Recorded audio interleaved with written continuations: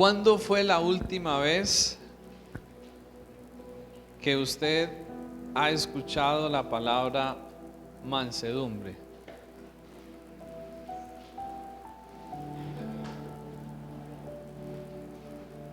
¿Cuándo fue la última vez que ha escuchado la palabra mansedumbre? El punto es que no es una palabra tan común, tan popular y que la escuchemos tan frecuentemente, ¿cierto? Casi no se habla de mansedumbre, casi no se escucha sobre la mansedumbre. ¿Y por qué razón creen ustedes que casi no se escucha o se habla sobre la mansedumbre? ¿Por qué razón creen ustedes que no se habla sobre la mansedumbre?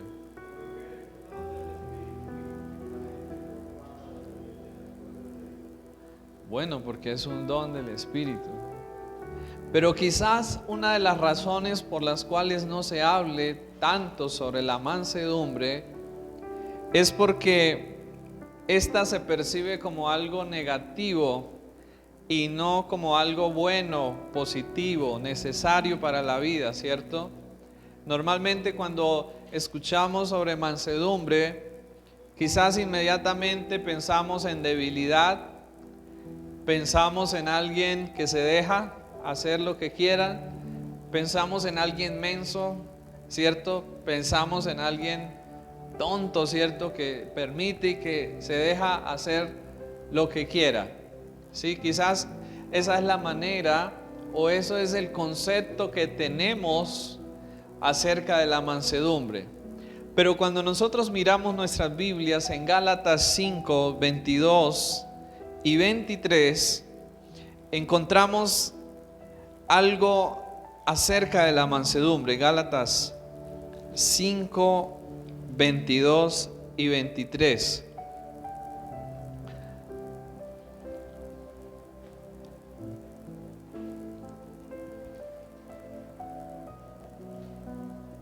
Mas el fruto del Espíritu es amor, gozo, paz, paciencia, amabilidad, bondad, fidelidad, mansedumbre y templanza. Entonces la Biblia nos muestra que la mansedumbre es una de las 9 virtudes del fruto del Espíritu Santo.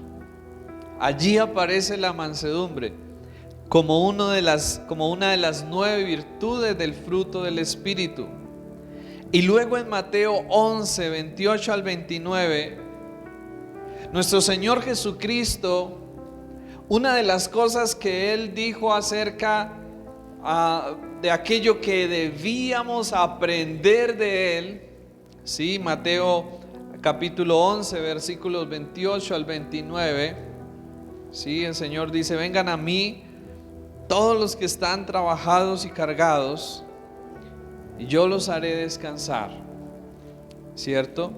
Pero luego Él sigue diciendo algo más: lleven mi yugo sobre vosotros y aprended de mí, que soy manso y humilde de corazón. Aquí nuevamente se menciona la mansedumbre y es mencionada por nuestro Señor Jesucristo, y la menciona como algo que nosotros necesitamos que aprender. Y si Él habla de que es algo que necesitamos aprender, es porque seguramente no nacemos con mansedumbre, ¿verdad? No nos brota, no nos fluye la mansedumbre. Es algo que necesitamos aprender. Así que aquí empezamos a ver que la mansedumbre no es algo negativo, sino algo que quizás ha sido mostrado de una manera equivocada y que ha sido entendido de una manera equivocada, y que por lo tanto no le colocamos mucho interés, no le vemos mucha o no le colocamos mucha atención. ¿Y por qué razón el Señor Jesucristo nos habla de mansedumbre y humildad? ¿Por qué creen ustedes que el Señor, de todas sus virtudes, de todas sus cualidades, específicamente Él dice: aprendan estas dos de mí? Aprended de mí, que soy manso y humilde. Él no dijo: aprended de mí, que soy santo. Él no dijo: aprended de mí, que soy justo, aunque sabemos que debemos aprenderlo, pero Él pone un énfasis en decir: aprendan de mí, que soy manso y humilde. Quiso resaltar estas virtudes sobre todas las demás. Y quizás la razón no es porque sean las más importantes o porque sean las únicas. La razón, probablemente, como alguien dijo, es que donde están estas dos virtudes, allí pueden crecer todas las demás virtudes de nosotros los seres humanos. En otras palabras, donde hay humildad y mansedumbre, allí en ese terreno se pueden cultivar y desarrollar todas las demás virtudes de la vida humana. Por eso el Señor en Mateo 5, cuando habla sobre las bienaventuranzas, comienza en la primera diciendo: bienaventurados los pobres en espíritu, porque de ellos es el reino de los cielos. Y esa pobreza en espíritu no es más que humildad para reconocer nuestra gran pobreza y nuestra gran necesidad. ¿Sí? Entonces, lo que no es mansedumbre es ni debilidad ni ser menso. O sea, mansedumbre no tiene nada que ver con debilidad y no tiene nada que ver con ser mensos. Nosotros creemos en nuestra sociedad que alguien fuerte es aquel que grita o el que más grita, ¿cierto? Creemos en nuestra sociedad que alguien valiente, fuerte, es el que no se deja de nadie, ¿sí? Pero en realidad eso no demuestra fortaleza, sino que más bien demuestra debilidad.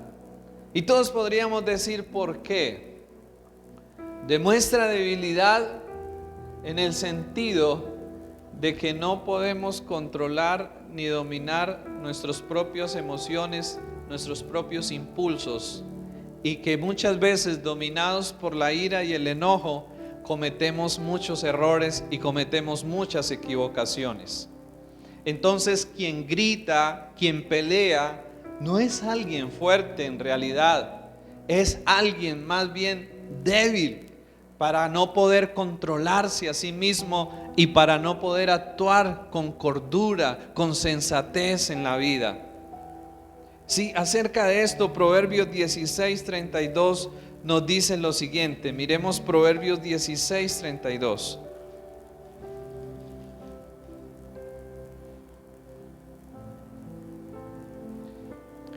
Mejor es el que tarda en airarse que el fuerte.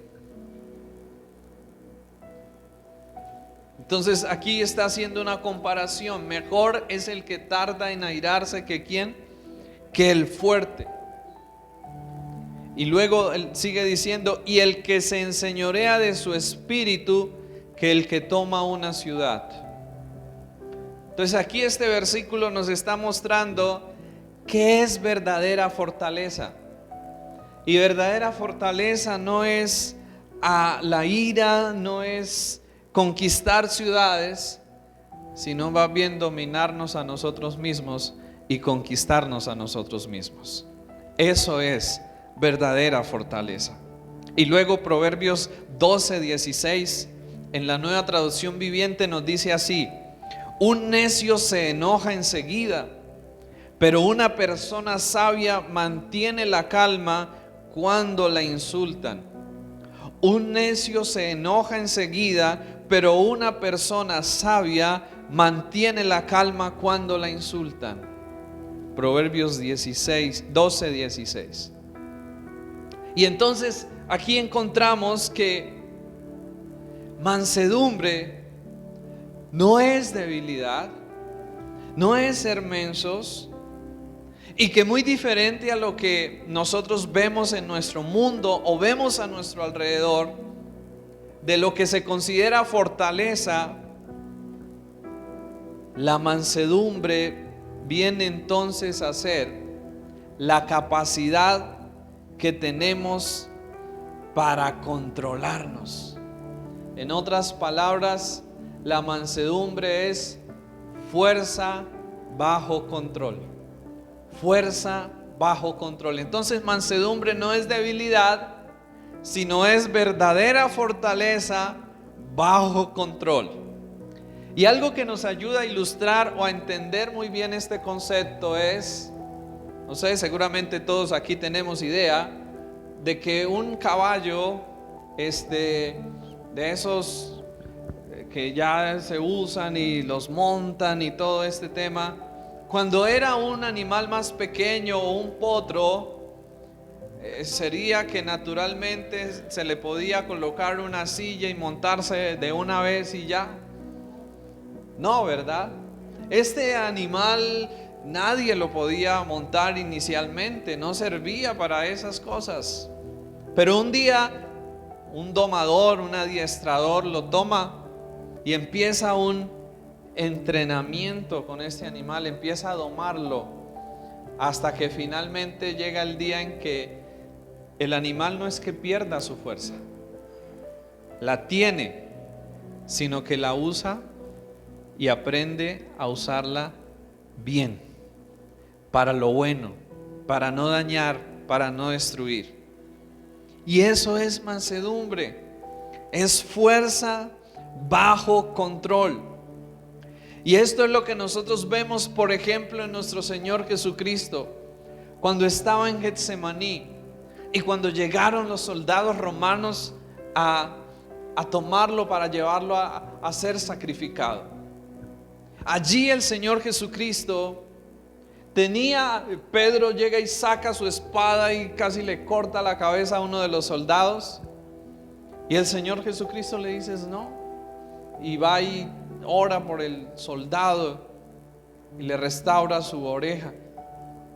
El Señor en ese momento tenía a su disposición todo el poder, porque era Jesús y había resucitado a Lázaro y había hecho tantas otras cosas. Tenía todo el poder, tenía todos los ejércitos de ángeles a su alrededor. Sin embargo, no usó esa fuerza y ese poder en ese momento para destruir a los soldados, sino que él sabía que tenía una misión por cumplir del Padre. Y en ese momento él dice: aquí estoy,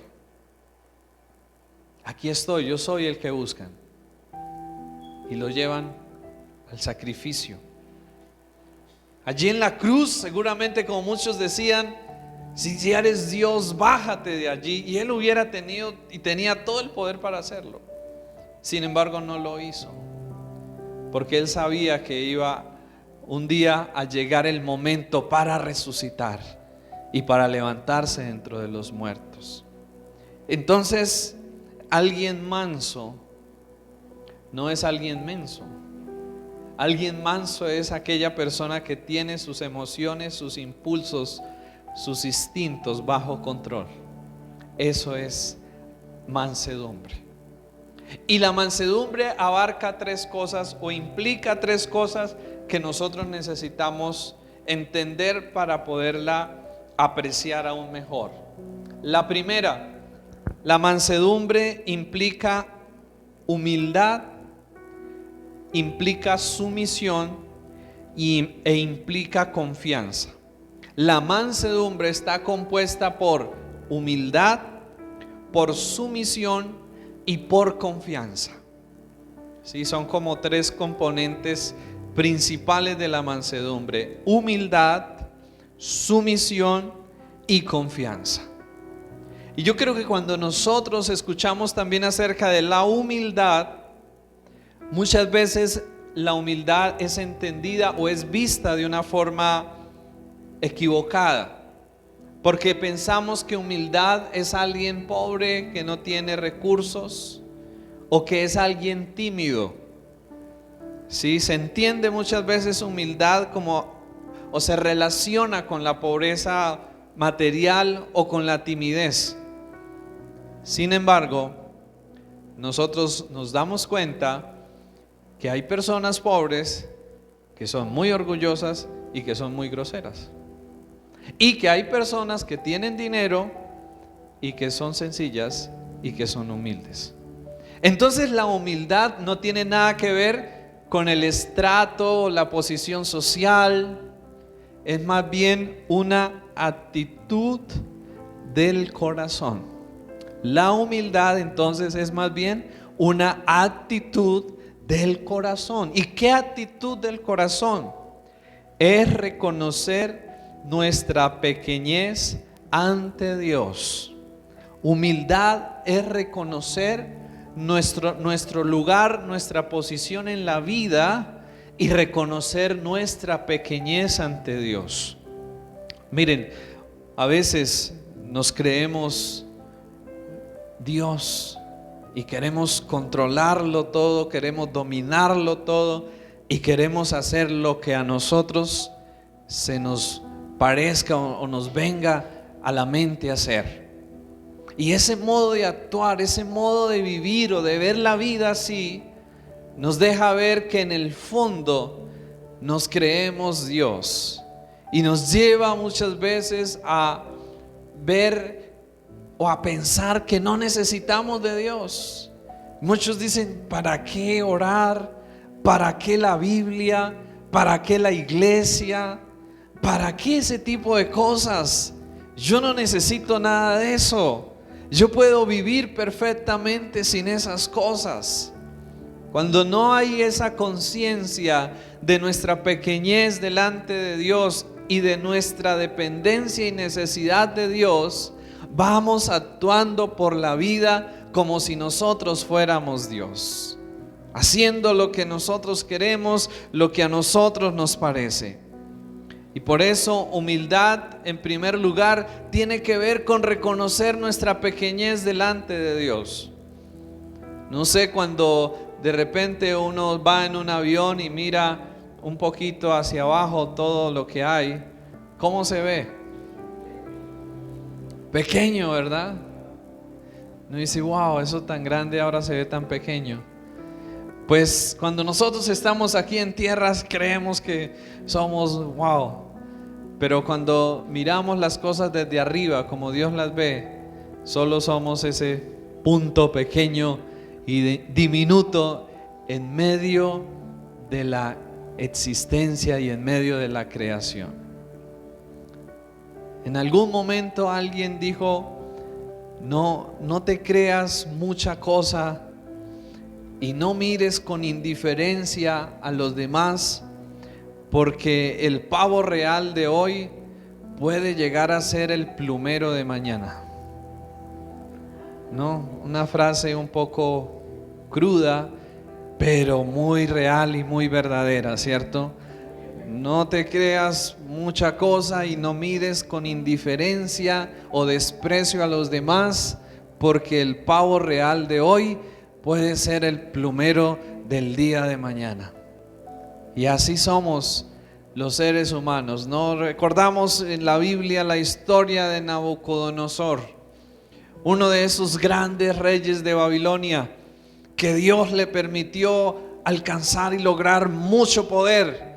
Y él en algún momento se enorgulleció supremamente y dijo, es que por mi fuerza, por mi poder, por mi capacidad, todo esto se ha logrado. Y en ese momento el Señor tiene que venir y humillarlo entre las bestias del campo, estar allí humillado. Y creo que todos nosotros necesitamos mucha humildad en nuestras vidas. Y no nacemos con eso. Por eso el Señor Jesucristo dijo: aprendan de mí, que soy manso y humilde de corazón. No lo tenemos por naturaleza. Nos brota por naturaleza la ira, el orgullo, la altivez, la soberbia. Pero el Señor nos dice que es posible aprender de Él, a ser mansos y humildes de corazón. Mira que Él dice de corazón, porque puede haber una falsa humildad y puede haber una falsa mansedumbre. Y Él dice acá, es de corazón.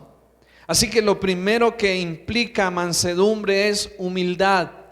Humildad para reconocer mi pequeñez delante de Dios y para reconocer que no soy más ni mejor que nadie, sino que solo soy alguien necesitado de la gracia de Dios, de la ayuda de Dios, del favor de Dios. En segundo lugar, mansedumbre implica también sometimiento.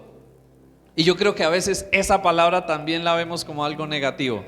Someternos lo vemos inmediatamente como a esclavitud, como a permitir que hagan con nosotros lo que quieran, como algo que nos maltrata.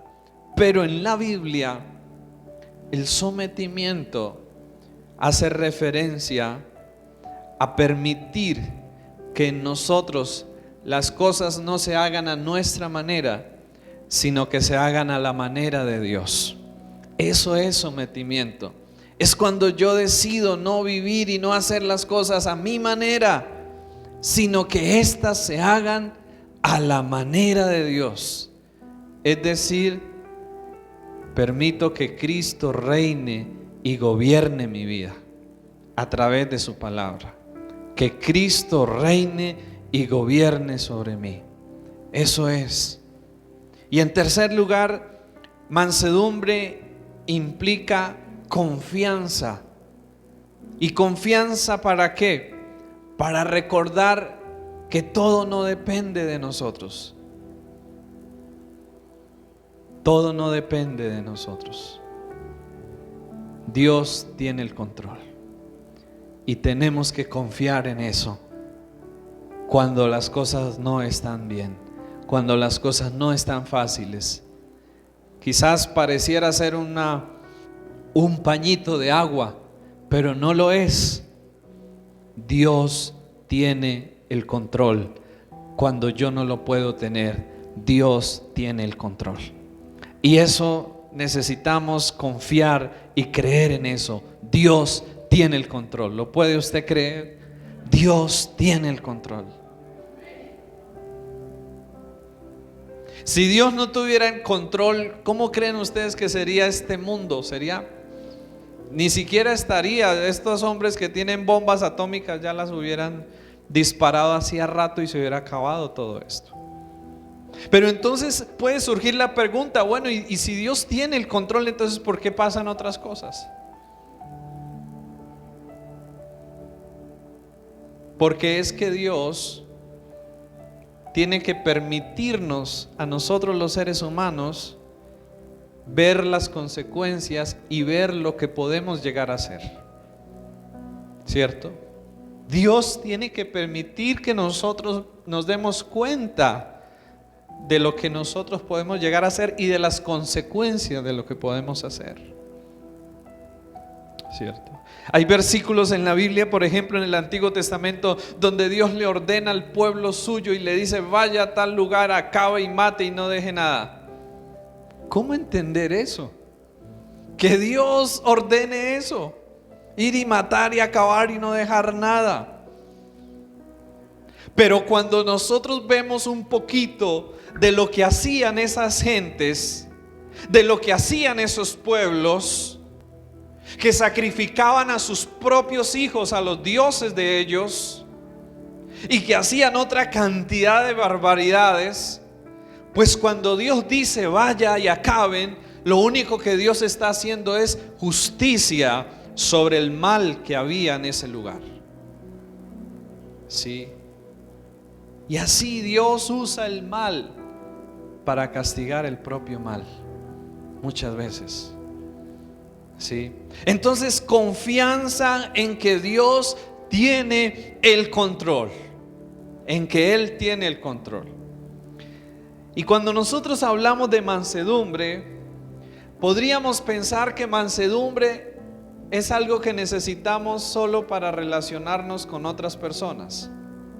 Pero la realidad es que aunque sí necesitamos para relacionarnos con otros, la mansedumbre es algo que necesitamos primero para podernos relacionar bien con Dios. Miremos Salmos 25:9. Miremos por favor Salmos 25:9. ¿Qué nos dice allí?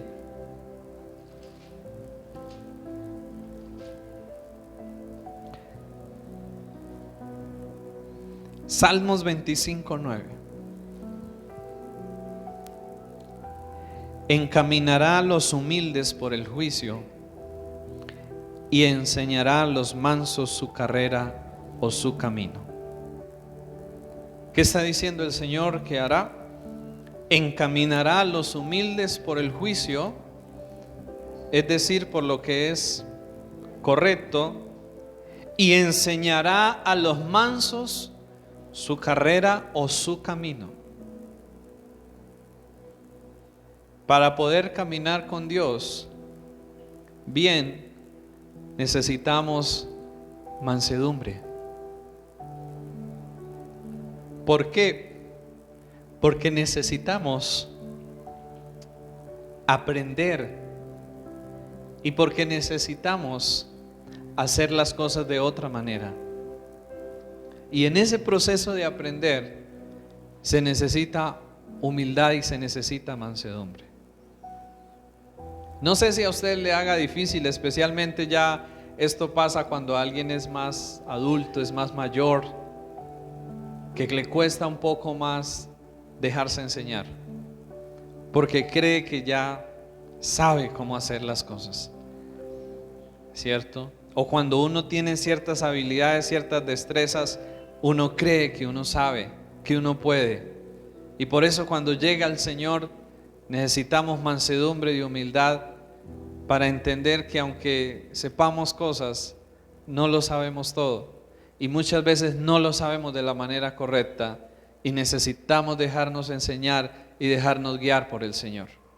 Pero la clave para poder ser guiados y enseñados por Dios es que Él dice que encaminará a los humildes por el juicio y enseñará a los mansos su carrera.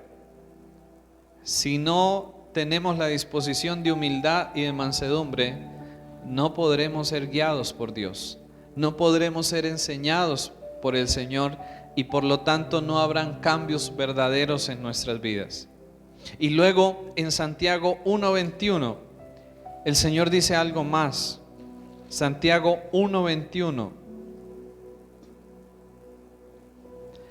por lo cual, desechando toda inmundicia y abundancia de malicia, recibid con mansedumbre la palabra implantada, la cual puede salvar vuestras almas.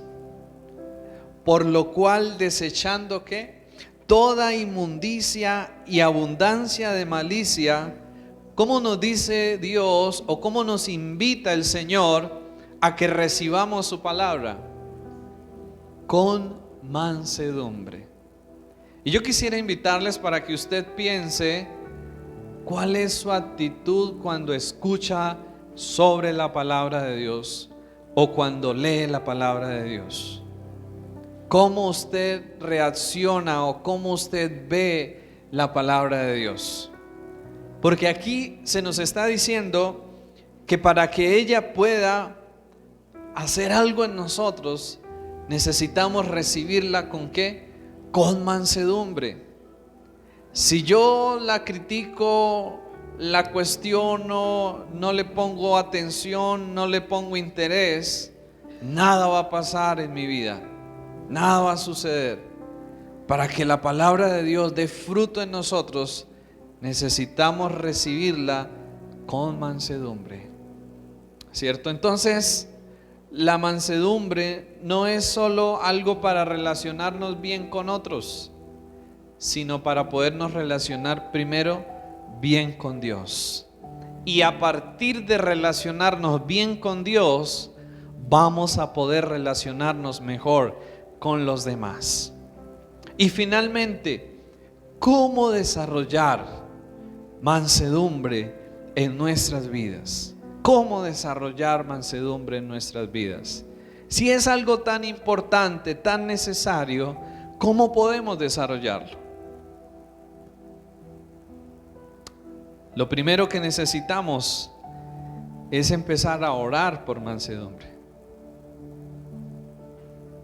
Oramos por dinero, oramos por protección, oramos por ayuda del Señor en otras áreas, y creo que ahora en adelante necesitamos orar por mansedumbre. ¿Por qué? Porque la mansedumbre es un fruto o es un don que viene de Dios. La mansedumbre no la conseguimos en una universidad, yendo a hacer un curso. No la conseguimos en una farmacia comprando una pastilla de mansedumbre y nos la tomamos. No, la mansedumbre se obtiene en Dios y la mansedumbre se recibe de Dios. Cuando nosotros caminamos y mantenemos una vida unida a Dios y dependiente de Él en oración, Dios nos va a ayudar a cada día poder desarrollar mansedumbre. Pero no es solo lo único. Además de orar por mansedumbre, viendo que lo necesitamos tanto, y yo no sé si usted se dé cuenta, pero yo cada nada veo que necesito esto, y le digo: Señor, ayúdame, porque de verdad que se necesita mucha mansedumbre en nuestras vidas, en nuestras relaciones diarias, se necesita. Pero para poder desarrollar mansedumbre también necesitamos morir primero al orgullo y al egoísmo. Morir al orgullo y al egoísmo. ¿Y cómo creen ustedes que podemos hacer morir el orgullo y el egoísmo en nuestras vidas? Pues el Señor Jesús nos mostró una manera muy práctica para hacer morir el orgullo. En Juan capítulo 13, versículo 13 en adelante, está aquella ocasión en la que el Señor Jesús se reúne con sus discípulos. Y cuando estaban allí reunidos, el Señor toma una toalla. Ustedes se imaginan, imaginemos, tranquilos, yo les voy a ir contando un poquito la historia. No necesitamos verla, y yo se la voy a ir contando un poco. Entonces están reunidos allí el Señor con sus discípulos, y el Señor se pone una toalla, toma una toalla y se la pone acá en el hombro, y toma una tina de agua, y entonces va y se acerca y se empieza a acercar a sus discípulos, se inclina y empieza a lavarle los pies a cada uno de sus discípulos. ¿Y ustedes se imaginan lo que era lavarle los pies a alguien en esa época? Que no usaban un zapato cerrado, ni unas medias, ni talcos como nosotros, sino que andaban con sandalias, y que la mayor parte no andaban en un carro como nosotros, sino andaban caminando y por diferentes lugares. O sea, usted se imagina como si usted y yo camináramos todo el tiempo y anduviéramos todo el tiempo en chanclas. ¿Cómo se pondrían esos pies? Yo creo que no era nada agradable lavarle los pies a alguien. Incluso ese era un oficio, una tarea que la hacían las personas de mayor, digamos, relegados en la sociedad, ¿sí? Y el Señor Jesús decide hacer eso que hacían aquellas personas menos tenidas en cuenta en la sociedad. El Señor Jesús decide hacerlo. Toma la toalla, se la coloca, toma la taza y va y empieza a lavarle los pies a sus discípulos. Y de repente Pedro le dice: no, Señor, no, a mí no me vas a lavar los pies. No. Y el Señor le dice: pues si no te lavo los pies no tendrás parte conmigo. No, Señor, entonces lávame todo. Dice Pedro que era así todo, ¿cierto? Y al final de eso, El Señor Jesucristo les dice a sus discípulos: si yo, el Señor, el Maestro, he hecho esto con ustedes, entonces cuánto más ustedes deben hacerlo los unos con los otros. Y no hablaba de lavar los pies, porque entonces no vamos entonces ahora a decir que se consiste en lavar los pies. No, el Señor Jesús estaba hablando de tener la disposición para servir unos a otros, servirnos unos a otros. Miren, no hay una terapia que ayude más a matar nuestro orgullo cuando en lugar de buscar que otros me sirvan a mí, yo busco la manera de cómo servirles a ellos. Cuando buscamos que otros nos sirvan a nosotros, eso lo único que hace es inflar y acrecentar nuestro orgullo. Pero cuando yo busco más bien servir a otros y lo hago de alguna forma, de alguna manera, eso me da humildad. Y eso forja en mí humildad y eso me cura y me sana del orgullo. El servicio es la mejor cura para el orgullo. Por eso el Señor esa noche, antes de quizás una de las últimas enseñanzas que les dio a sus discípulos, no consistió en un gran mensaje teórico, consistió en ese acto donde Él sirve, donde el mayor está ¿para qué? Para servir al menor, no para aprovecharse del menor, sino ¿para qué? Para servir al menor. Y eso es lo que el Señor espera de nosotros. Y eso es lo que el Señor quiere de nosotros. Y creo que eso es el referente que nosotros debemos de tener de un líder, de alguien que habla cosas. Se ve que sirve, se ve que es alguien que sirve, porque el que no vive para servir, como dicen, no sirve para vivir, ¿cierto? Entonces, ¿cuál es la mejor manera de curar el orgullo? Buscando servir a las demás personas. En mi casa, en mi trabajo, en la calle, donde yo esté. Si me piden un favor, o si no me lo piden y yo veo que puedo hacer algo, hacerlo. Eso es imitar a Jesús. Y eso es sano para nuestro corazón y para nuestra alma. Luego, 1 Pedro 2, 21 al 23. Otra manera de crucificar el orgullo es no devolviendo mal por mal. 1 Pedro 2, 21 al 23 nos dice acerca del Señor. 1 Pedro 2, 21 al 23. Pues para esto fuisteis llamados, porque también Cristo padeció por nosotros, dejándonos ejemplo para que sigáis sus pisadas. ¿Sí se fijan en ese versículo? Pues para esto fuisteis llamados.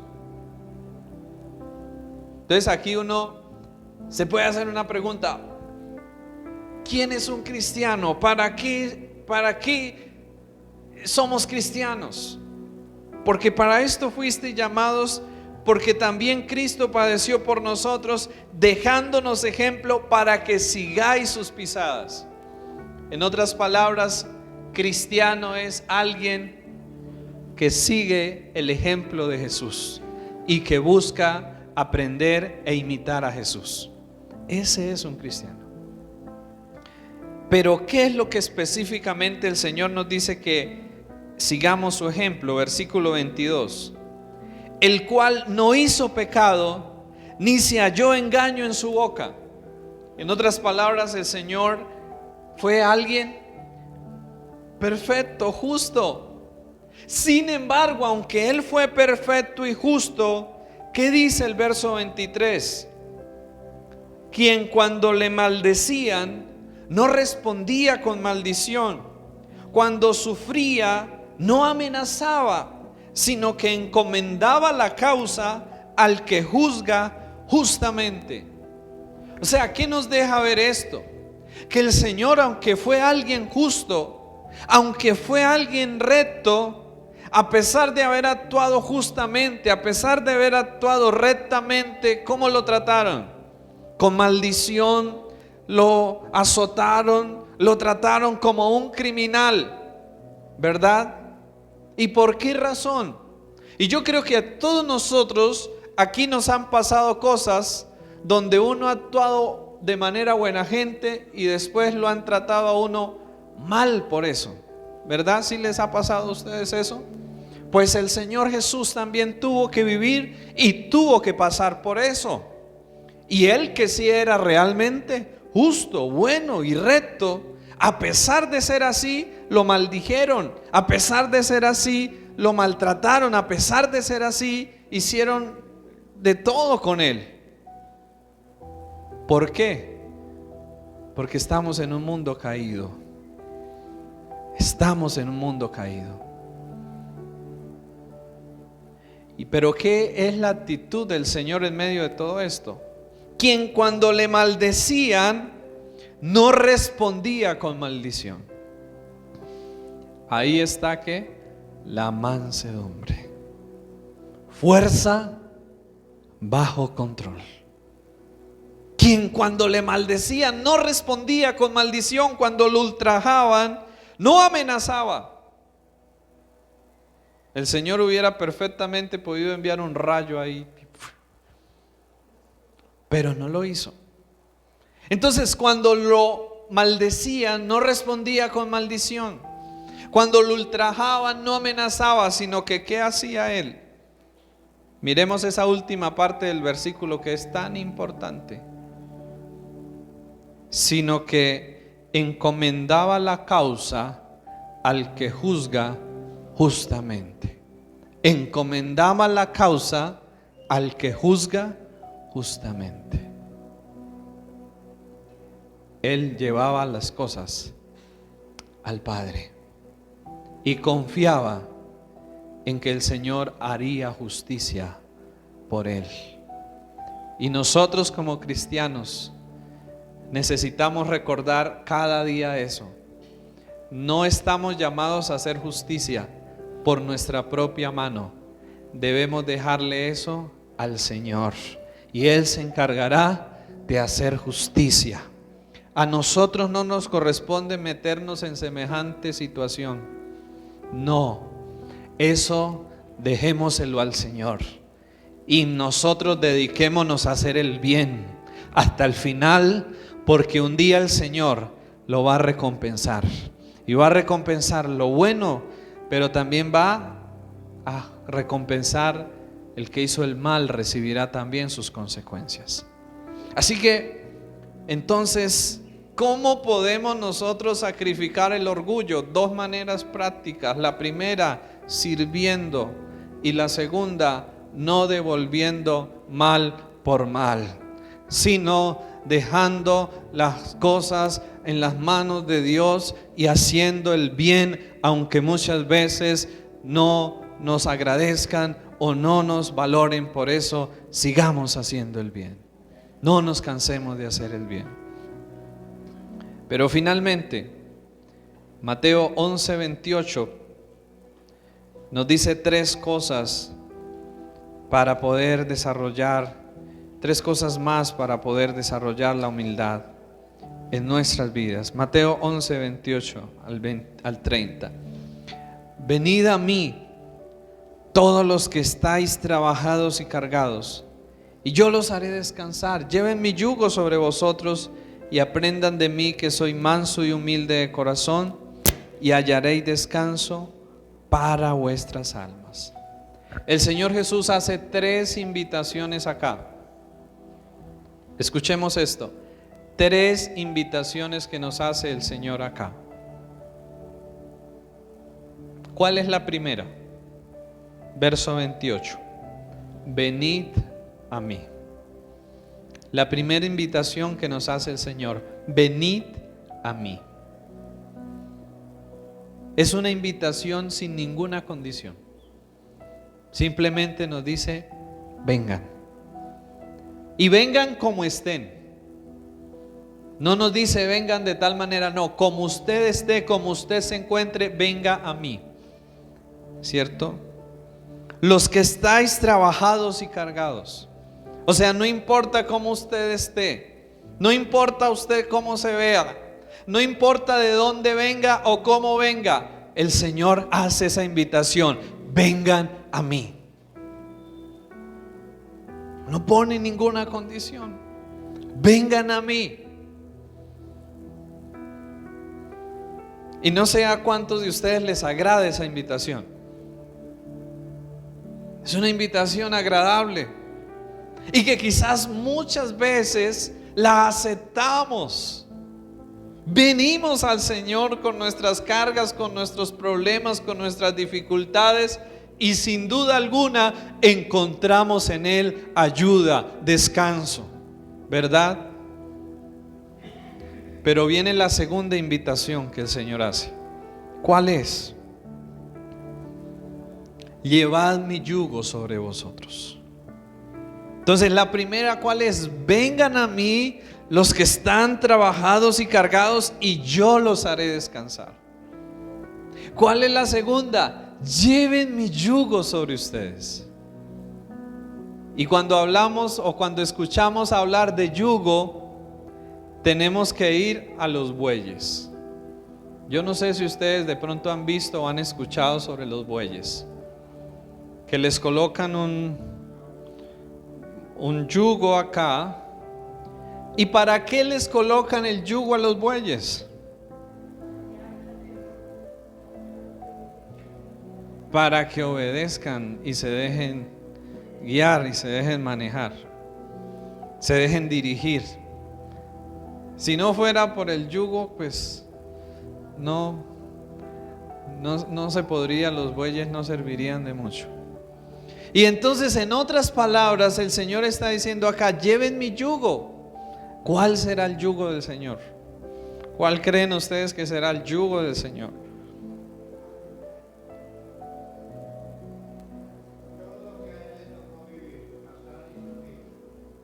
El yugo del Señor no es algo negativo como de pronto podemos pensar. El yugo del Señor es obedecer sus enseñanzas, sus mandamientos, su palabra, dejarnos guiar y dirigir por la palabra del Señor. Ese es el yugo del Señor. Es que nosotros dejemos de seguir y de vivir la vida a nuestra manera y decidamos ahora empezar a vivirla a la manera de Dios. Y que cada vez que yo leo la Biblia o escucho la Biblia y aprendo algo de ella, digo: así lo voy a hacer de ahora en adelante. Así voy a hacer en mi vida, así voy a hacer en mi casa, así voy a hacer en mi negocio. Ese es llevar el yugo del Señor.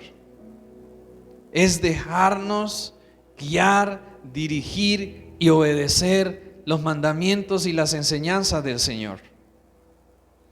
Ahora, esta invitación ya no gusta tanto a muchos. La primera gusta mucho, y la primera muchos la aceptan: venir y dejar las cargas y que el Señor les ayude a resolver sus problemas. Muchos les gusta eso, muchos aceptan esa invitación, pero la segunda muchos ya no la aceptan. En alguna oportunidad el Señor habló en la Biblia del costo de seguirlo a Él, y dice la Biblia que en ese momento, de tantas multitudes que lo seguían, solo unos pocos se quedaron con Él, y el Señor les dijo: si quieren ustedes también váyanse. Y Pedro dice: Señor, ¿a quién más iremos si solo tú tienes palabras de vida para nosotros? Entonces eso pasa cuando viene esta segunda invitación. Muchos ya no la quieren, y como resultado de no quererla, la vida se les vuelve a enredar, y la vida se les vuelve a cargar, y la vida se les vuelve a complicar. ¿Por qué? Porque cuando el Señor nos invita a obedecerlo y a hacer las cosas a su manera, no es para complicarnos la vida, no es para enredarnos la vida, sino más bien para hacernos la vida más simple, más fácil, más sencilla. La vida se nos complica cuando hacemos las cosas diferente a como Dios nos las enseña. Ahí sí la vida es difícil y complicada. Pero cuando las hacemos a su manera, la vida es más fácil. Así que la segunda invitación, ¿cuál es? Para desarrollar mansedumbre, llevar el yugo del Señor. Decirle: Señor, no te quiero solo para que arregles mis problemas. No te quiero solo para que me bendigas, sino que yo quiero aprender. Yo quiero vivir sometido a tu voluntad. Yo quiero vivir para ti. Yo quiero empezar a hacer las cosas a tu manera. Y la tercera invitación que el Señor hace es: y aprended de mí. Entonces la primera, venid a mí. La segunda, llevad mi yugo. Y la tercera, aprended de mí. Se dice que cuando a un buey joven lo querían enseñar a arar, lo colocaban con un buey viejo. Y cuando el buey joven, todo enérgico, quería, el buey viejo le ayudaba a aprender cómo era. Y yo creo que eso necesitamos nosotros cada día en nuestras vidas. Caminar con el buey viejo, caminar con Jesús y dejarnos enseñar por Él cómo actuar, cómo vivir, cómo hacer las cosas. Necesitamos aprender cada día de Jesús.